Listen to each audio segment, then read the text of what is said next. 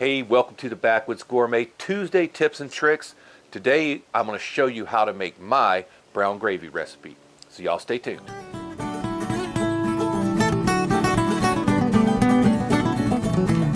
And so this recipe I've developed over time. I didn't really get taught this recipe, when I was growing up, learning from my grandmother, my mother how to cook. We always made southern gravy, and if you didn't see that video, I'll leave you a card to it right up there. That was last Tuesday's tips and tricks. So if you want to learn how to make the southern gravy also, just check that out. I'm going to leave you a description box link right below. So if you're on PC, you can go down there, click on that, take you right back to that video. Or check out our channel page. You know, everybody's always asking me, hey, why don't you show us how to do this, that, or the other thing? Somebody just commented today, hey, show us how to make shrimp and grits. I've already done that twice on our channel. So if you don't see what you want here, coming up in whatever YouTube's recommending, go check out our channel page. 275 videos on a channel page organized into playlist. If you don't find a playlist, just click the videos tab. It's going to show you everything that we've done over the past 9 years. So if you're looking for something from the Backwoods Gourmet channel that you can't find or YouTube isn't suggesting, check out the channel page. It's probably there already. So the great thing about a broth gravy like this is you got plenty of time to infuse that broth with whatever flavors that you want. I've already got some minced garlic in there. That's been simmering for a little while.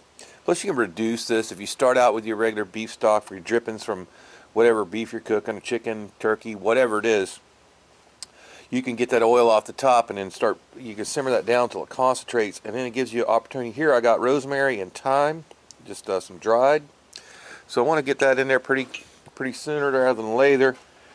And just a little black pepper. I don't want to put any salt in it. This stock actually was from Better and Bouillon, which already has plenty of salt.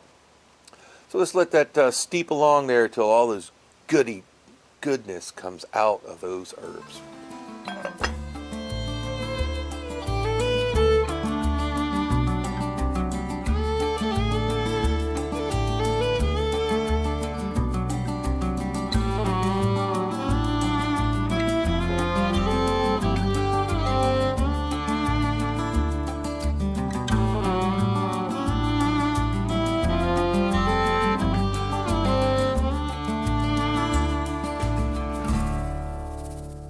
So what we're going to do is just add a little bit of our cornstarch and milk.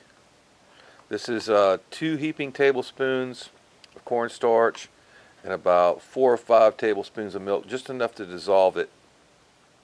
You're going to pour that in slowly while you're stirring it till it comes up to the consistency that you like it.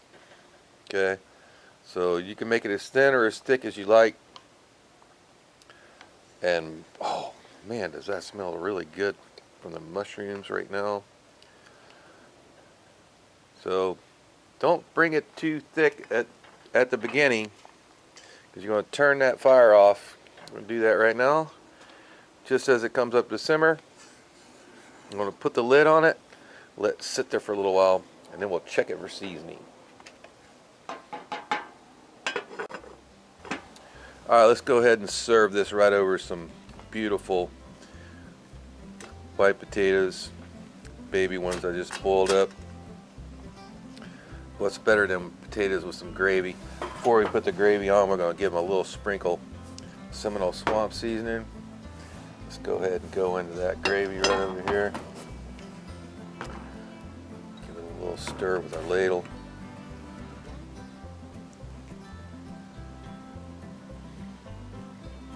Wow.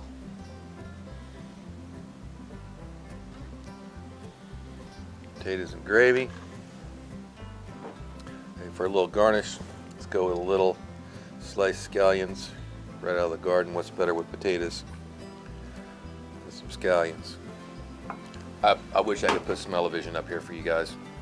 Let's give it a shot. Very hot.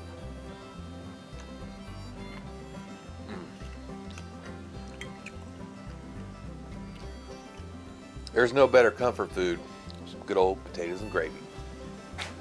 So thanks for watching the Backwoods Gourmet on how to make some basic brown gravy.